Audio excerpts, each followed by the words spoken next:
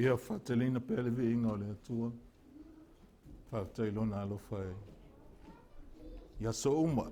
E fau mai le alofa o le atua ia te tātou ia so uma. Whatai tātou wau lia mani fia fo ili nei ia so fau.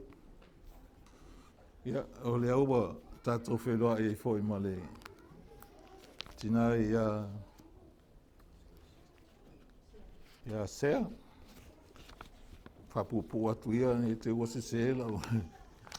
Ia a whaftai le atua i nan puipuinga o leo tātou tue wheloa i. Ia ele sui a le atua. O ana nafi ma le aso e o ile. Whavavau e tu maulavalo na alofa. O le se sawa se si tu whatato pepa i o mo.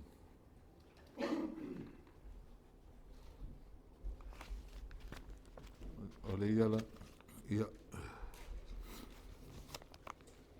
e tu whatula ma o le tatua ngana le amtanga na whai awa tu pe e whai tau ia ma e titilo ia imba tonu e ale mea au ngā moe ia ai a teu a fo i le loto o tangata wa ina tonu ai e selmana ia pe a teu wai le upo le atua o le loto o tangata.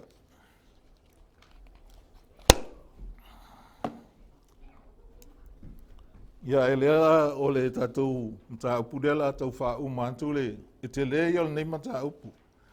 Ia e o le ala tau wha i uatu i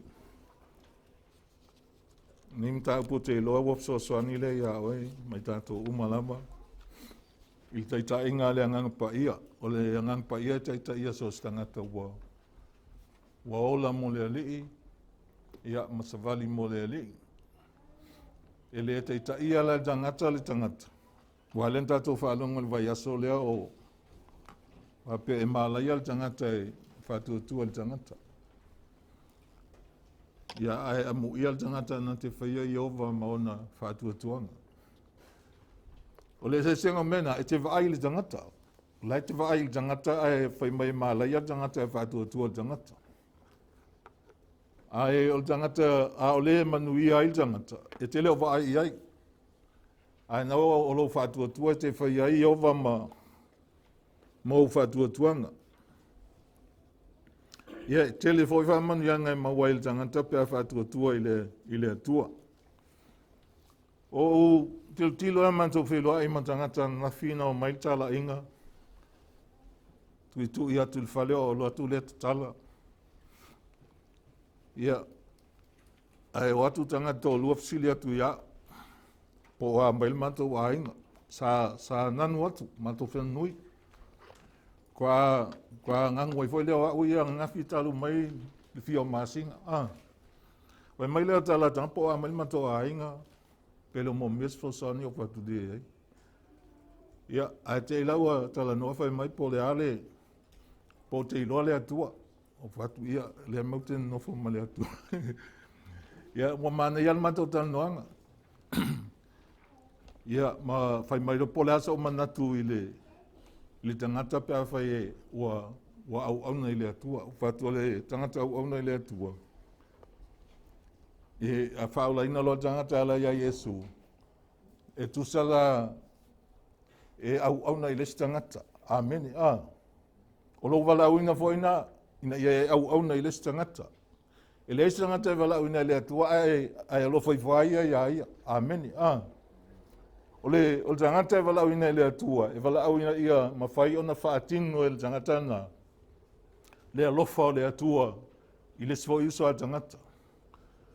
Ola ai la vela mai ma au mai fetala inga Yesu foi mai ia auto alofa ile atua alofa ile lua tua oi ia peo oi lava ia te oi au tatu e toa anga ia lotu ai alofa i whai ia amen e se alofa i tua oi o le telefa ina lotu teimina ia tau telefa amsinoa tangata lotu a le au ngal zato tal noi la fionga le tua ia e loa ai le me te tauna e whaia ia e loa i foi ustai il taitainga le ngang pa i o le tua.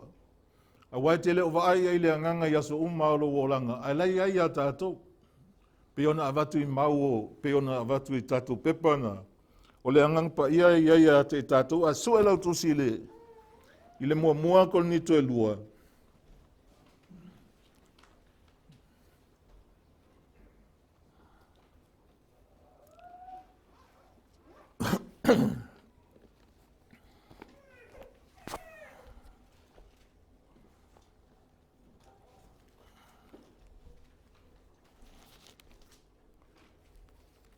E whai asi umi na mātou tala noa mana I usoia sa mātou tala noa nafi. O te fia fo I tangata wa laeo mai ele o mai sesi mea laeo mai e moni mau mai le leo le atua. Wa al mena tauna whai tangata le alue moni mau se lotu. Ai moni mau le atua. O le na alofa mai a te tātou mafua ina mai lona ola e ala I lona alo o Yesu e sui a I tātou. Mua ko ni to e lua.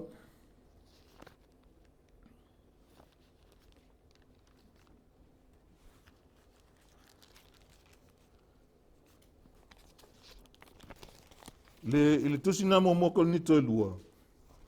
Ai vai mua I fola ile mata upu mua. Mua ko ni to mua. Fai tau mai fai upu e tōtu se fulu mai tōtu tasi. Ia, ngā soi fai loa lea mali fai atu e leo se tātou tala noa ngai le mata upu e lua ngai wha autu ia ile. O le wha autu unga o le mata upu na e lua lea wha autu o le poto o le mea au mai e le anganga pa ia o le atua. Amen. Ai whai tau mai lea ngai malama le pa whai tau mai le mata upu na mua. Mua ko ni to mua nta upu e tōtu se fulu mal tōtu tasi. A mata mai tita mai whai upu na whai upu e rufulu iwa. O maua tusi. Ia tatu whai tau whātasi la I rufulu iwa tōtu se fulu tōtu tasi. Ia. Ina nei mita se tangata e tō tasi o na luma. A uafua mai ia te ia ona iai o tō ia Keriso Yesu. O lea wa avea ai mo tātou poto mai le atua. O le ami o tonu foi. Male pa ia, male whaotanga. Ina ia whaapei ona tūsia. O le mita, ia mita, o ia I lea lei. O le soonga mai la lea, o le whai upu lea, o le mta mua. Le, iei tātou mta upu lea lei. Mita e ao le nei. A tātou whai tau mai la, le whai upu mua e tau le 5 wha moni. I le mta upu na e lua. Ia.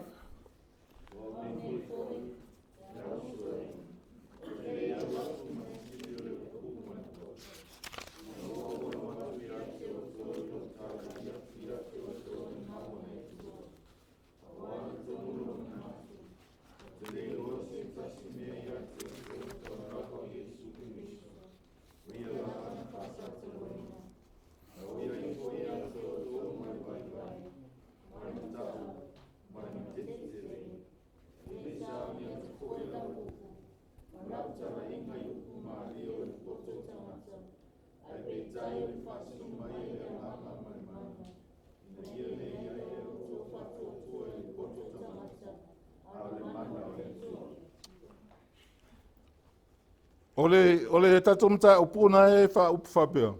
Ole poto mai le anganga. Ole poto mai le anganga e au mai e le atua I le tangata. E au mai e le anganga o le atua I le tangata. Ia ona e whamatala ina ai leo le li o Yesu. I se loto whamaua lalo lava. E iei upuna e au mai I tatou whaitangu mua o le mita. Mita I le li. O telo tangata e sele mita pe a whai e maua le poto. Amene. E mimita. E tusela a ona mimita tangata. Wale whai ale mta upu e whaasanga I le atua. Ai ua whai ina I eilo aina ia. Amene. A sa o ngai e sele tāua ia tātou. Ina ia mawhai ona tātou maua le loto wha maua lalo. Mai a tātou loa le tala le o tau tala mai e pefe talai mai le upu le atua. Ua whai Yesu mo tātou poto. Pe valea, pe le ia onga, Ia pēnā onga fo ia wha mo lalo langa loto. E whai ai Yesu mo tātou poto. Amen. Mena ia lain whai mai tuspa ia e wha o ngā le atua le tangata valea. E wha o ngā fo e le atua le tangata vai vai. A wā fo ia le atua e wha lango lango tangata ia. Ai lau a whai le atua ma poto le tangata. E leo se mea la fo le wapea e mita i tangata. Pau al mea e mita i tātou mita i le ali. Whawhetai le ali i lana walaunga ma le whaonga aina o tātou wōlanga. E whaasino wha matalanga na i le mwhai upo momoa o le lima i le mta upu e lua. A Paulo whai mai Paulo o au nei fōi le ausoi o te lei alu atu ma le sili o le upu ma le poto. Ina ua ou alu atu ia te outou i lo tala i atu ia te outou le maua le atua. O le tele o tangata pe e whai upu fōi le ina i mwhai tō sina i tangata ia ia. Amen. Ai le tō sina i tangata i le atua. Leanga le ta o tato mta upu ina ne i ai le pot le whatua tua tangata i le tangata. Ai tau ona i ai le whatua tua tangata i le atua. Amen. Ai whawhetai le atua lana o mai a te i tātou. Whai mai tala Paulo. Au wā ua tonu lo manatu. O te lei loa se tasi mea i a te utou tau lava o Yesu Keriso. O ia lava na whaasata roina. Whai upu e tolu. Na o iai fo i a te utou male vai vai. Male matau. Male ngā tete tele. E le sa uni atu fo i la upu. Ma lau tala inga i upu maa lia o le poto o tangata. Ai peitai o le whaasino mai. E le anganga ma le mana. Tele o tangata se ase a whaalangolango i le anganga. A wai leo vai i le anganga. Amen. E leo vai ai. Ai a maua tangata le poto po whea o ngai. E sa wafa o ngalo na poto e whai eili me le ua alu wai. Ai na on tau wai le suafo le li. A o ia le tau ave. Amen. O na muli e lo leo le loto le tangata vai vai le tangata na. Amen. Ai le iailo na whaatua tua i le atua. Tau manino mai tātou. E le i o le awhionga le atua. Tu sai tai tai ai tātou e le anganga pa ia. Po o le ale poto le tangata. Ave ese le poto. O le poto lea pe whaauina tātou i universike ma maua whailonga tele. O le poto anai maua le tau mwhai o le tangata. A iei fasilia Paulo le tonu o tusine konita o whea o iei tangata poto. Lona winga, ua le iloa tangata poto le atua. E le whaongane le tangata poto lona teimi. Mo le atua. Amen. Ai pe e whatuatua na i le tangata poto le atua. E pau le poto le tātou te ilo, le poto mai le atua. Le poto le o mai Solomona, le tusi o whata oto, o le matau i le atua, o le amatanga na o le poto. Wai matau lo tangata i le atua, na te ilo le leia le atua. Amen. Po whea lava i ai, o lai ai tū lumo le atua. Po alo me whai, o lai ai whai lumo le atua. O lai matau lo loto i le atua, o ia au mai le poto. A wai au mai al whata oto na, e au ao i nai tātou, ina ia tātou ilo ai ola le lei lumo le atua. Praise God. O Paulo lasta ngata e ata mai. Sa te taula ana latu Paulo whapea na o latu awa i kasi ala tala awa ai le ngau o loto o tangata. Se manuna te whaatua i laloina mana tu ma mawhau tangata i lona poto. Ai whai mai Paulo, o na o alu atu foi, o au foi le ausoi, o te lei alu atu ma le sili o le upu ma le poto, ina ua ou alu atu ia te outou, i loo tala i atu ia te outou, le mau le atua. O le tele o teimi, o le tau te malama lama i upu nei. Ai e whainga tāian tātou whaia, amen. E whainga tāian whaamaua lalo tātou loto. A wafo e tau tele mana o sili a ele tangata ia tātou. A le tele o nai nisi tangata. O lai lava o whaalango lango tangata. Amen. Whaalango lango tangata. Le poto tangata. A le lei anga vaama le poto tangata. Ia ona whaalango lango lo le mwhatua tua tangata. O tau sulua i le tangata nei e poto. A ua ngalo ale atua. Amen. A o le atua le iei whaatasi mai tātou. Pela no ta ua Paulo. O tangata e tumu le ata mai. Tatou wawai le o langa tangata ma le awalan whaola inai. Sa alu fole sa ili tangata na tau watu wako Yesu e fasioti. Ai na whailoa ia mai Yesu palasi lalo lunga le pala ma le iloa se mea. Ma whaalongo mai o whai atu le leo se alimet sa wa mai e atia. Lona mwinga ase se ona tātou whaienga luenga le atua pe whai fo il tātou apoto. Le lopo mea fo nai tau sa wa. Amen. O tātou sa wa le li o Yesu awa pela tātou whao. Le vi inga o le li o Yesu. E ui e lana ata mai ia Paulo. Aina ia suia le whamatalaina o le li o Yesu ma lan whaotanga ini awala whaingofie. E le i whapea sa whaingatā ona ia whaingatā ina le upua le atua. Sa ia whaasoa le whiau ma le whaotanga le leo Keriso Yesu e ala i lona whaatanga ina o le anganga pa ia e taita ia o ia. O le tangata ese e masani le anganga pa ia na te loa le anganga pa ia ma le antato amata mai o le anganga pa ia o la e iai a oe. O iai a tātou. O le tele o taimi e te talo ai nisi o tangata. Tele o whai atu o whaaleanga. Ai te talo, e whai mai o te talo mo le anganga pa ia whapele anganga pa ia e a whio mai. Ai a tātou whai tau tusi nei. Wa iai le anganga pa ia e te tonu ia te i tātou. Whai mai a Yesu a whai a lofa mai se si atea. E tausi au polo inga o te whai atu fo il tama. E o mai foi ma ua malo tama mate no nofo whaatasi malea tangata. Le ngata na whai mai Yesu al sosani o te awina atu ia te oto o le nganga pa ia lea. Amen. E iai a te oto e whaavavau. E le loa o ia le lalangi leanga i lewa aia. A oto tangata whatua tua tau te loa. Whai mai la o wai iai a te oto e iai foi o iai to tonu ia te oto. Waso umala tau te whiwa i maleangang pa ia o le atua. Amen. A tatou loa te ta inga leangang pa ia o le atua. E te whia vasolo a toa. Amen. Ele a tonu wai te sea e le mea se te le. E vavena i tui sangatonu. Amen. Pea whai e te iloa lai e leangang pa ia lai te lua o maleangang pa ia iaso o lo uolanga. Na te awa o ina oe, na te taitai oe, ina ia mawhai o na sanga tonu o wala i luma o le atua. Ma veai oe matangata e te whamaoni i luma o le atua. O mawhawhaua, e le aia ma se o whaupunga whapea o tuspaia. Alu atu se whaiwhi au pea umana whaingaluanga whapea lea, ia su mai alau sunga whapea ngai. Ulu whale atu e whale. Le ai paua le upule e au mai e Yesu i. O le au auna le ie ma le whamaoni. Amen. Ai au auna whamaoni le atua. Tanga o e tuu o i lalo. Pe ia na tuu i lalo e Yesu ia lava. Na iai whatasi mauna o so. Ai sa au auna i ona so. Amen. Sa ia mulu vai ona so. E pe ia fōlinga mai. Sa ia whai mea aifo i ona so. I tau te iloi lana tala nena whai lau so. O ai e mua ai. O le no foi lunga lau po o le lae tau tua mai. To e talia leo Yesu fai mai, ai lava o le no foi lunga lau.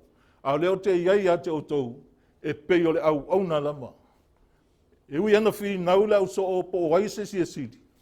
Ai sa wha pea Yesu, o le tangata e sili, fai ma au na. Fai mai Yesu i au tau pei o le tali o le tangata, a wha pea na umala tatou maftanga ni le aingo taita. Amen. Le ngata e te au nei lesi au usua tangata. E te au na fo i whafo atu o le. In tangata e le o iei tonu i. Amen. So tangata te whaia e ile mea. E whai ona o le li o Yesu. O lau au nangala na le whapea ile matai ile na au na le ie ma le whamaoni. Ulu whale maia i le fia o lau ali. I le whasoa ina o tala lei isi. E te tau ana tātou muli le whataita inga lea au mai lea fionga pa ia lea tua, pea o lea au mai e Paulo. Ma tū mau pea o na whawhainga o fie, mai ia tusa ma le whawhae o le upumoni. Amen. Praise God.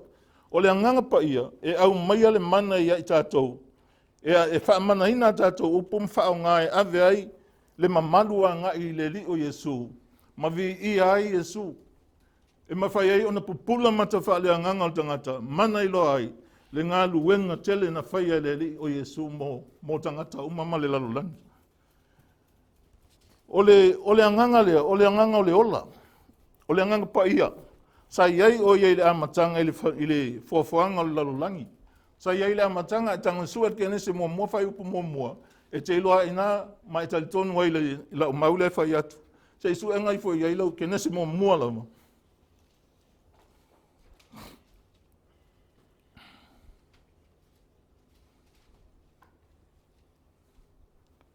Ke se mua ngai piko ai ruma. Ua maua. Se i whai tau mai whai mua.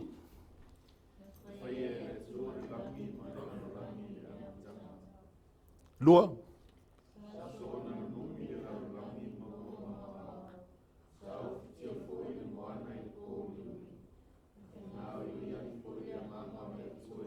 Le lei whaftai. O aingang whenga o iai. O le nganga o le atua. Le nganga na le o matamine i le aiaia. Sa whenga o iai le, na whenga o iai. Ma whaasanga tonu ai, tutu o mea uma le lalalangi i le amatanga. Amen. O le nganga pa ia la. O le tātou whai a onga. Amen. Na au, whai maitala ta malo Paulo. Na au iai fo i a te utou male vai, male matau, male ngatete tele, e lei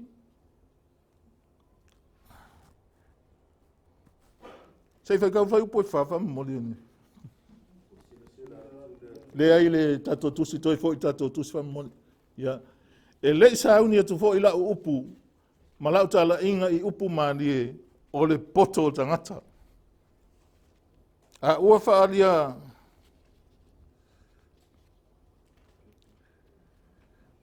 i le poto o tangata, o le mana, ina ia le iailo o tau whātua atua, i le poto o tangata, o le mana o le atua.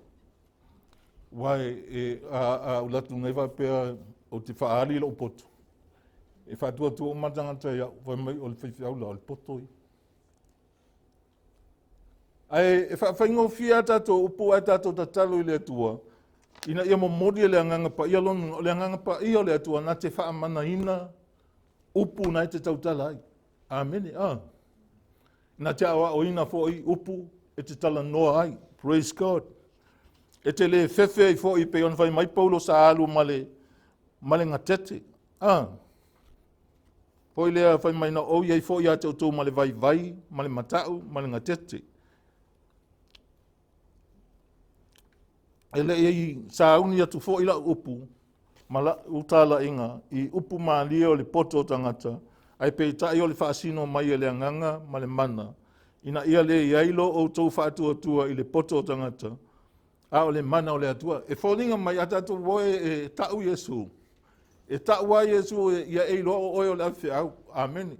Matua le ai a se mea le awhi au i e whaia. Amen. Na le tau wa. Na le tau sa o le mea len whai mai ai. Amen.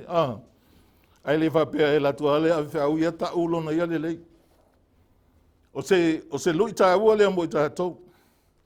O le ngang pa ia lao tātou whai a onga i mwhai on tātou malama le lei ai. I awala moni, ia ma mea matangofi e umai whaali mai le atua ia i tātou e ala i lana upu. Wa awala ia e lua e sau wai le atua ia tātou mua. O lana upu lua o le ngang pa ia. E ia le ngang pa ia tātou ia so umalava. Ai a saula le ngang pa ia. E le suia ni na upu. O upu a ian whetala ia Yesu, e au mai fo e le angang pa ia. Amen. Tu sa ele ese upu a Yesu, ese upu a le angang pa ia. Amen. Tu sa le ai e wha maonia e Yesu, e le angang pa ia. Upu a le li o Yesu. Whai mai ia le whai tau le whai upu iwa, le momokoni to lua whai upu iwa o sutoru. Ai pei ona tu sia, o mea ele iwa aia e mata. Ele ilangona fo ia talinga. E le o fo i le loto o stangata, o mea ia o sa ungia le atua mo i la tau o e a lofa i a te ia. A ua whaali mai ia mea ele atua ia te mātou. E lona nganga. A wai sua e ifo le nganga i mea uma. O mea lo loto fo i le atua. O mea le iwa aia e mata. Amen. Tau te le iloa. Ai a whai e te lua mafuta ma le ngang pa ia. E wha malama mai le ngang pa ia mea nai le iwa aia. Mea lilo le atua. Amen. E wha malama mai ia oi. E te ola tō anga ai mai fia e te waai maua ngai luma. E te waai ngai luma i le taunuunga. Malau sa valinga nai te alu ai. Po whē te taunuu iai. Whai maila le tala a Paulo. A ua whaalia mai ia mea le atua ia te mātou e lona nganga. A waisua e ifo le nganga i mea uma. O mea lo loto fo ia le atua. Se fulu madasi. Po ai fo i se tangata ua iloa mea le tangata. Ua nao le nganga o le tangata o lo i tonu ia te ia. Le mawhaionga o loa mea mawhauwhau ia. Tu loa whengika. Kwe le iloa ku loko whengika po a mea le. Amen. A whengika ala iloa. Mea lai mawhauwhau ia. Mai mai le iloa tangata mea tangata nao le nganga o le tangata le tonu. Amen. E loa e tangata. E loa ia. A whai maila, a ua maua i mātou, o i e whapea fōi, ona le iloa se tasi, mea le atua, wana o le nganga o le atua. Ta ua tele lan mea lea, a wa a le iai le nganga o le atua ia oe, te le iloa mea le atua. Le anga o mea le atua, whai mail tala tuspa ia, o mea valea ia i le tangata whaaletino. No mui o tangata whaaletino, tele a mea, e tau sau ai satani, e oso ma satani, e au mai ai whaletino. Ina ia pupuni ai mata o tangata wane i ona i loa ai, mea le atua. A ua maua, whai upu la sumalua, whai mai, a ua maua i mātou, e leo le nganga o le nei le lulangi, le nganga o le lulangi o le nganga na le tangata. A o le nganga mai le atua, ina ia mātou i loa mea ua foa i fua ina mai, e le atua ia te i mātou. A whai tau lau tusi, e rei ma le ngang pa i o le atua. O ia nana te au mai ale fia ma le oli lau loto ma e la ngona ai, mea ia te whai tau wina. E le tau wha mama i sesta ngata ia oi. Amen. E wha mama lama mai ia e le ngang pa i o le atua, mea uma le atua ia oi. Amen. Ia tātou. A wā fo i pēr wha apē te ola wha le nganga. A walanga ele mwhai ona o le tangata whale tino, na te le taria ina mea whale anganga. Whai maila i al tala a Paulo, po le fionga le atua, o ia mea fo i mātou te tau tala atua i upu, e a o ina mai le anganga pa ia, a ele o upu e a o ina ai le poto o le tangata, o lo whamatala ina mea whale anganga, i upu whale anganga. A whapete lua mafuta nganga, ai tau tala fo, ia te tau tala i le laia o mai le nganga lau tau tala, amen. Lua le tangata e tala, e songa whailo e leskanga ka i kalo ke uwhia fusu e lai ngā lua tala, amen. E a o e le nganga o le atua, whete iai, mantua o le nganga o le atua, o le nganga o le file mu, o le nganga o le poto ma le mawhau. E tauna tumu ai le tangata, wana talia Iesu i lona o langa. A e ola au auna la i le atua, e te au auna ngai les tangata. Amen. E tutusa fo ia o tangata uma. Awa te au auna na tangata te fia au auna iai. E au auna i sos tangata ona o le lifa aola o Iesu. Leanga i le iaise tino o le atua, a o nai aluanga i eilau o nanga, e te alofa i sos tangata. Amen. Mena na lai vai mai tangata leo Paulo, a fia ai leo lo ita ia oe, whawhanga. A palatsi i foli faltino, e mau mea ai. Amen. Mau mea ai. E ai si teimi tau te whapea tangata, ai tau te le imalamlama i le atua, e mwhai tato whapea, anga ame ia mea ai whangai se pusi. E sao, e sao. Ai lai tau te ilo, lai tau te ilo lotu, lai tau te pepese lava i tele o teimi le suafo le ri o Iesu. A o tangata leo pauloma o ngana fai mai tusi o roma. A fia ai leo lo o ita ya oe tango i fafanga. Ele mfai nai fabe oi, ma mea, a uke le whanga lang ke ika ye. Fai mai a fia inu, fa inu. Hallelujah, praise God. O ngā nuenga umana le angang pa ia i leo langa o tangata. E te le mita mitai, ai te whawhetai i le atua. Amene. Awala moni nai fina ngalo i le atua. E wha manatu mai le angang pa ia o le atua. Ia te oe mea e au na e whaia. E le mwhai on tātou i loa mea uma ua te wina i le atua mo i tātou. E le ngata i leo langa le nei. A leo langa atali. Amene. E leo whapea le ia se whatai tai ia ua te lea tangata whapea. E o ti lo se whapea. Ia alofa le atua ia sa unu ia e so no fuanga. E le mwhai on tātou loa. E le mwhai on tātou whapea nā. Amene. Leanga e le mwhai on tātou malama. Ai ua umman saunia le atua mo ia mea i leo langa nei mo tātou. Tangata o whalaina. Ma me le ola atali. E te alu mauti noa ala. Te alu mauti noa. Pea whai o mailwala awa le atua. E te alu mauti noa. E le mawhai on tātou i loa mea uma. Ua te wina i le atua. Ai whaali mai e le anganga i a te tātou. Ia tātou leo lewa i maitus pa ia o le atua. Na te whaia le langi fau. Amen. Ia tasina mea na sau tusi a Isaia. Isaia onu sulima whai pusu fitu tusi a whaaringa mua. Luas fu tas whai mua. O ina lea fo o le usaunia i le atua le nofoanga. Tātou tenu nofo whātasi ai e whāwawau. I le Isaia nano whai atua e ono fitu whai upusu fitu, ono lima.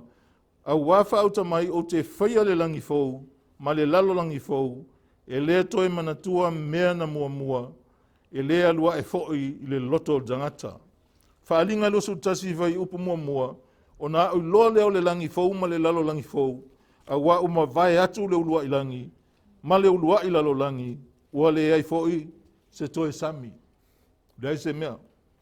O le ala tau te malama le leile mea, le tau te anga inga iai. Amen. Whaftai le angang pa ia ilan taitai. Whaftai le angang pa ia i le loto file mu ma le loto wha mawalalo. Amen.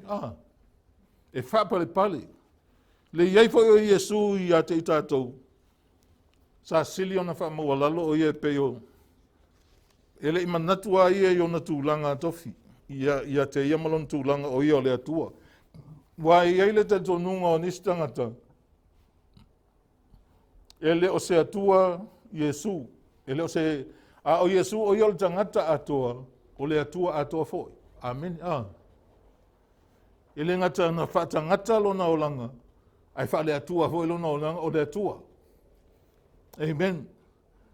Ua maua i mātou. Ele o le anganga o le neila lo langi. O le anganga mai le atua. Ina ia mātou i loa mea ua fua ina mai le atua i a te i mātou. E tu tusa uma tātou i luma le atua. Pe a tātou malama le ia o onga nei o tuspa ia. E leo ni mea o saunia le atua pe nas whaiwhi au. Amen. Ia po na o nisi tangata. Lea i o mea o saunia le atua. E mo tātou. Tangata ua talia Iesu i lona o langa. Ua avea le atua maona tamaa. Mantua le tala na whai mai ai, o i lato uma o entalia o ia, le Ioane na mua, whai sulua. O i lato uma o entalia o ia mwhatua tua ilon suafa, na ia avatu i eile manuia, e a vea i lato uma whanau a le atua. Kutsa ua li liu tātou e le atua. Amen. Wa atop tātou e le atua. Wa e maua mea uma la e sa leia Iesu, le waia tātou uma. Sao Mena e se tāu ai, ole, wal tusi a Paulo da e sa wai upuna Paulo whapea. A whai wa vei tātou mwhanau a lea tu, o tātou o suli. O suli whatasi makeriso. Hallelujah. Praise God. I whai upu sumatolu whai mai o ia mea fo'i mātou te tautala atua i upu e aoa oina mai e le anganga pa ia. Ai le o upu e aoa oina ai le poto o tangata. O lo whamatala ina mea whale anganga i upu whale anganga. So mei lo ua umasaunia le atua le langi e leisa taimi te whapea ia tautele ilo apo. Tautele ilo po ia ngā mea pele ai. Dea io la e tautala le tuspa ia i me moni. O upu a Paulo, e maa losia na upu to e poto na upu. Ma wha moe moe ina. Au ai puna mai pepo ngai mai upu a Paulo. I le ngang pa ia o le atua. Le anga ua whai Yesu ma poto o Paulo. Amen. Ua avea vo Yesu mo dato poto. E te iloa ai po a mea o mai a o ele o langa nei. Po ani lu i te lua whitai ai. I lau ngā luenga po tonu fōle ainga. O lawa ia Yesu, ua whai Yesu mo dato poto. E te leto e tau alu se stangata e whautua ina oe. Le anga o ia lava o le na fola mai le tusi e seia. E whanau mailitama, e ilona ual malo, e ngofo ia o le atua malosi. Le afo o le whai pule So kule kiki au beo kau tasi au kanguku. O le whau tua. Whau tua. E whau tua ina oe le atua i te mi uma. Al tele tangata le whaalongo le whau tuanga le atua. La ngai vave o le oso mai sa tani a mai le ita. Esa. Amen. Ele na ona au mai la e Paulo ia upu i sana ia lava va ai. Ai na au mai e Paulo e ala i la fionga pa ia le atua. Ele whapitoa fo i sana ia lava va ai whaatangata. I mea o lo whetalai mai ai le atua. O le whaalango lango i le musumusunga le angangpa ia o le atua. Na ia tu sia tonu ai upu. Au mai le atua ia ia. E ala i le anganga o le atua. Wa na o le anganga pa ia. E sa saa ina mai i o tātou loto. Le alofa o le atua.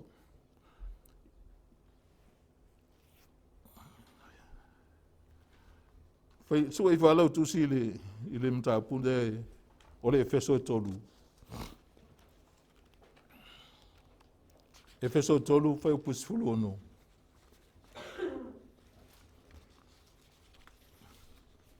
Ia, ua maulautus. Ia fai tau mai lai fai o pusfulu ono.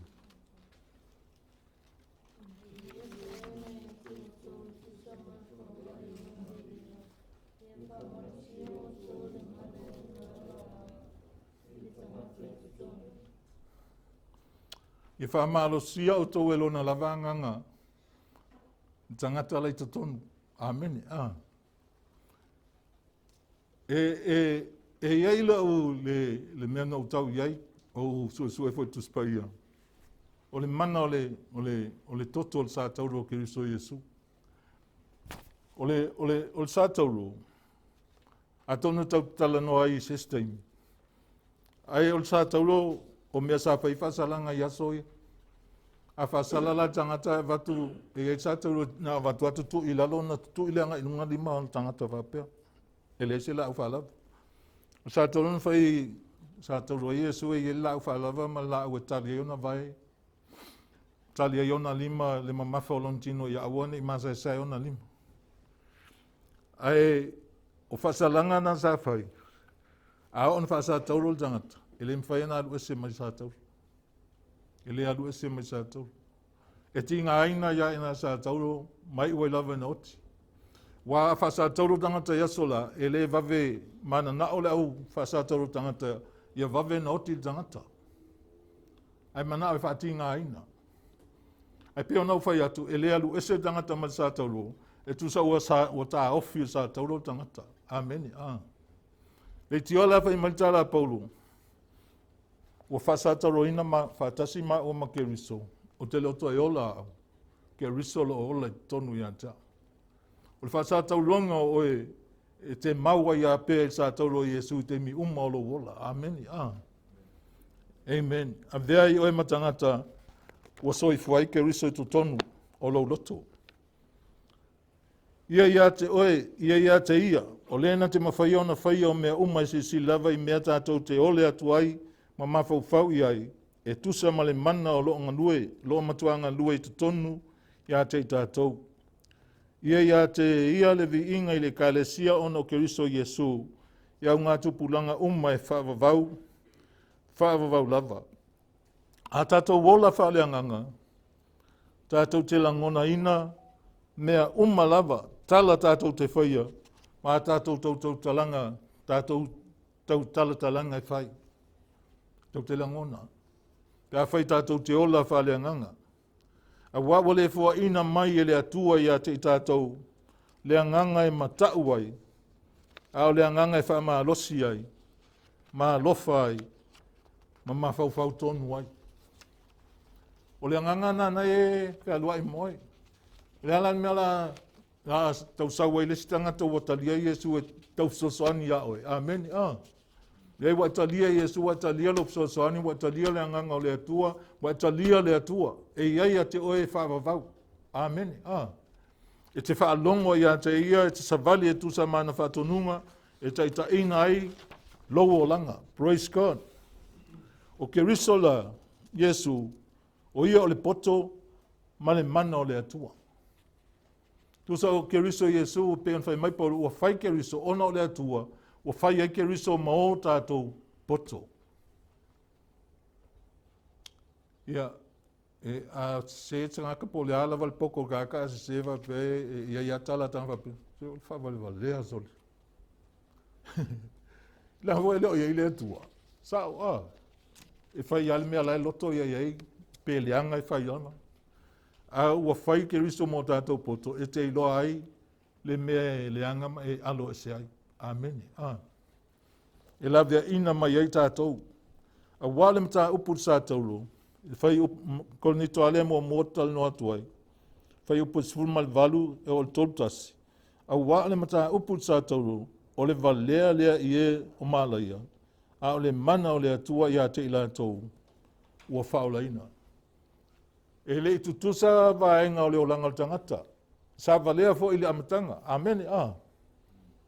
Al taimi wa talia ai le li o Yesu. Wa e poto. Wa e loa finangalo o le atua. Wa i aile mana o le atua ia oe.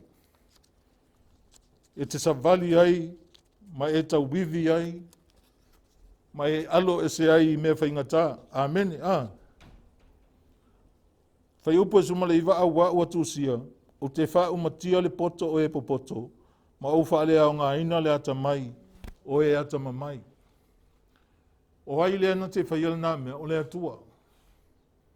A le iai le atua po le ale poto o tangata. E valea lava na me whai. Amen. E ola e pe e le aiso na wha moe moe. E ola e le aise lumanai. Whai maila al whasili al tama loa Paulo na ia ina whai pulo se fulu. Po i whea tangata poto, po i whea tusi upu, po i whea le filfili ngā o le neila lo langi, e le wa vea ea le atua le poto o le neila lo langi, ma valea. Lona winga o le vaaina, e vaai tātou tangata lo langi nei wa i u ma telian whailonga, poto. Ma aia le atua, vali. E sao e vaai le atua whapena, e peo tangata vole lai valea. A wā o le poto le atua, ina ua le iloa le atua le lalulangi lola atou poto, ua finanga lo ai le atua ia whaola ina i le valea o le tala inga, e ua whātua tua. Whao ngā loa le atua le mea valea, amen. Whao ngā le atua le mea vai vai. A wā lo whai mai utaia i se whailonga, le whai atuai. E whaari ali whailonga le iutai na lue ai. Pefo o tātou. Whaari ali lau tuspasi na e aloe le ang whawhaifi au e mwhaiena whaifi au. Amen. Ai leo mea nei mana oi le tu. Whaftai i le langa e mwhaianga whaari ali lau kuspasi. Ai leo tutusa ma le mea lea la e ngā lue ai nema tango e whai. Amen. La whao ngā lau poto. Ai le whao ngā le nganga o le atua e te muli ai mai sa vari ai. O le winga na altala le a Paulo, Awa lo fai mai utai ai se whailonga. E tala noi utai ai whailonga. Wa tangata nei, sa tele na se ai tele o e ka le sia i whiangeng fau. Ma e leni o lo sa ili la tau le poto. E tā ua ia te la tau le poto. Al fai upu e lo su tolu fai mai a oi mātou. O mātou tā la i atu ia ke rison fa sa toroina. O le mea tau sua i ai utaia. Ma le valea ia e leni. Pau wale o le mele e loa e paulo o le poto. O lo walu e tau Yesu tangata. Amen. Awa ia o Yesu. O le poto te ta ua ai. Nai whawhetai le i le atua. I le poto au maia te oe awai au maia i le atua ma le mana. E alu wailau e te tautala atua i tangata. Ina ia mawhai ona sui aile o langa tangata. A oi mātou, ua mātou tāla i atu ia ke riso na whasatoroina. O le mea tau sua i ai utaia. Ma le valea ia eleni. Ai peitai, o e ua vala awina, o i utaia atua ma eleni, o whai ke riso ma mana o le atua, ma le poto o le atua ia te ila tau. O e mawala me leo tano atua.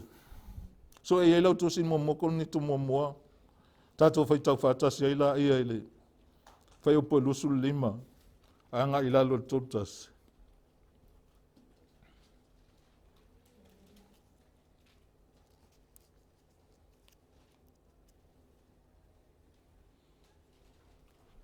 O mawala o tusi. Tato whai tau whātasi whai upo lusu lima. Wha mole mole.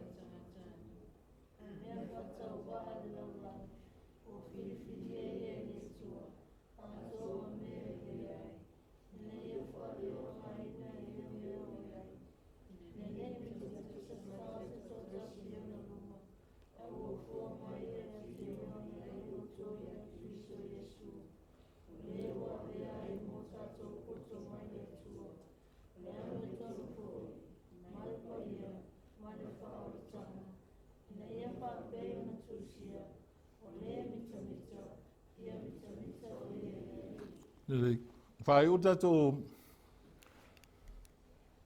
tatou talanoanga nei tai au. Whai o i sa o onga whapea. Tatou muli e pei ona talanoa mai paulo. Au e te mita le ale mea wai a oe. E le ia te sina ola mai mase mea. O le mea o foa i mai a oe. Amen. Praise God. O le poto pe te valea. Mena e se lo fia tau mea lea. Pe i usa ua onga, pe le aiso tusi pasi. Ai wha maoni lo maftanga ma le li o Yesu. O ina ai lo poto. Amen. E whaonga aina o e le atua. Ai le mwhaiona tatou tutu e whaonga ai tatou e mea voi o whaspepa. Amen. E le tau lia whaspepa i luma o le atua. E tau lia le mawhau na e la whaatumu e le atua. Ma le loto whaamaua lalo na au mai le atua ia oe. Pe te valea. Ai alu ai tā lai Yesu. E te tā lai ma le loto whaamaua lalo. Ma tā lai atu o oil tangata e le au ngā. Ina ia mawhai ona ave le mawhau le tangata. I le atua ma tā lia ai Yesu ilo na olanga. Tele tangata lai muli ona tā lai inga le poto. Amen. Poto. Ai whaftai ele tato tala tele whai ai.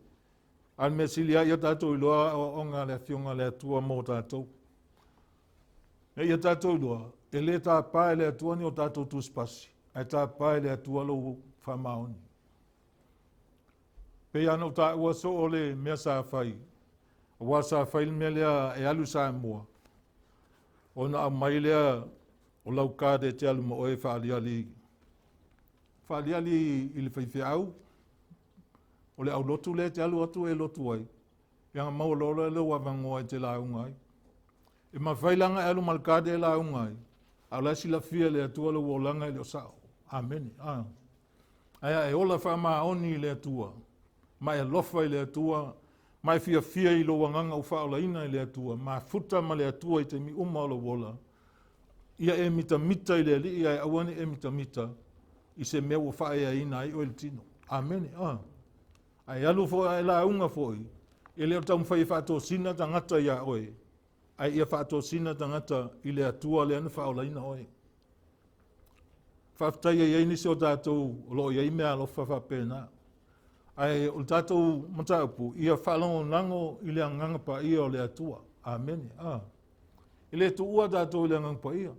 Le angol talana Yesu whai mai e iei a te tātou.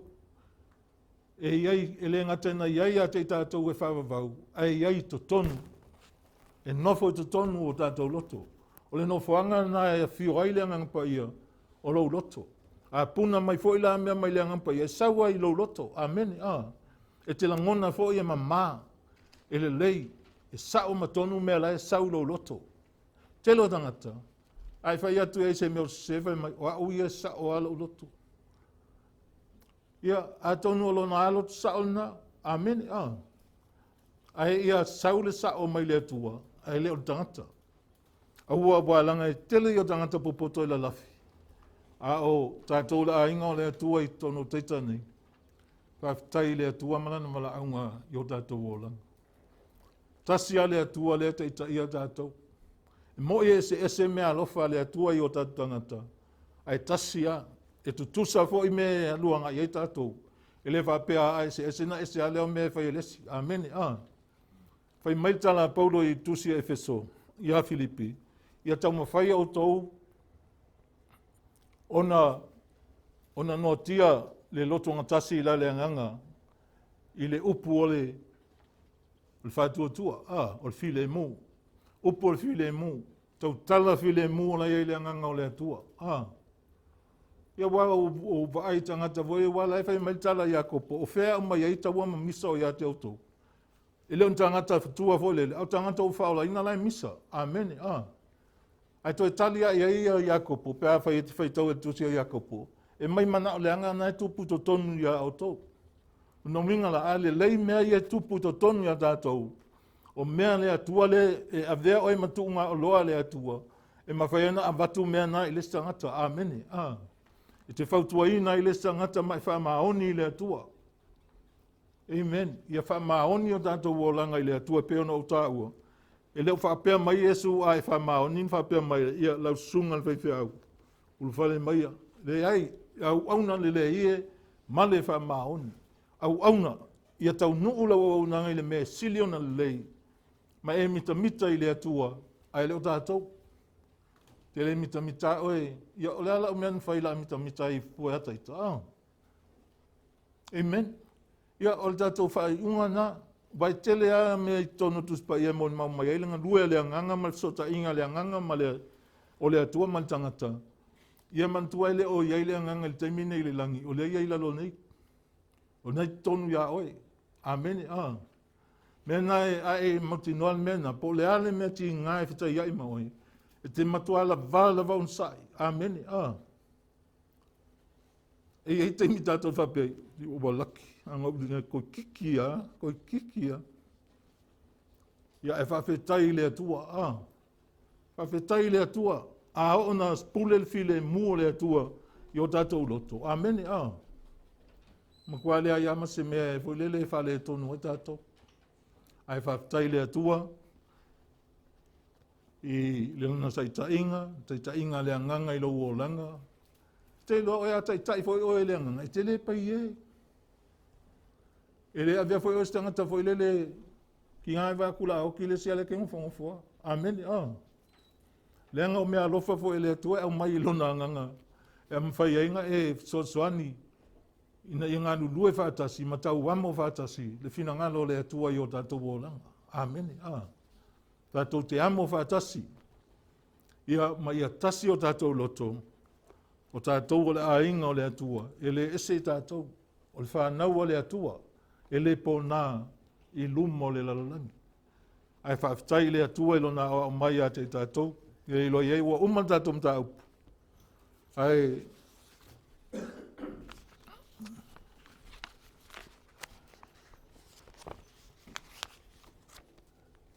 e koe kuwha kua ia mea ia. Nga wakua kilo iei, au te loe o ngai maulo loto. E maulo loto ia mea le ia na tala noa atuai. Awa al mea anga e tu waile upo le atuai, o le loto o tangata. Pai mai ia nofo fo ila fionga ke riso tonu ia te autou ia tele lava. Amen. O le tala na lae, fai mai ei Paulo ia Efeso ia nofo le fionga ke riso tonu. Lo inga le upu, e nofo i tonu o le tangata. E taita ia le tangata. E whaapotoa le tangata. E au mai le manu malo, ma le malosi le tangata. E ola o ngā il tangata i le olanga. Lo tātou wola i nei. Ia, de lope pe Iesef Sili a lei, ia, o le tātou mta upu nā. Whamanuia le atua le uroto, ma vea oe matangata.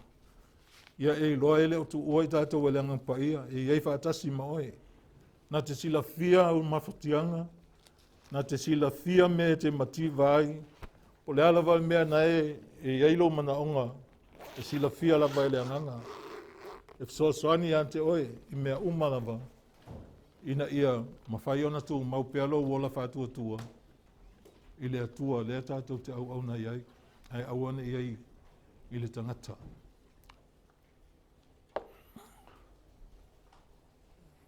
Ia ave al fale ke on foi se skemi wale e sau me fei kau.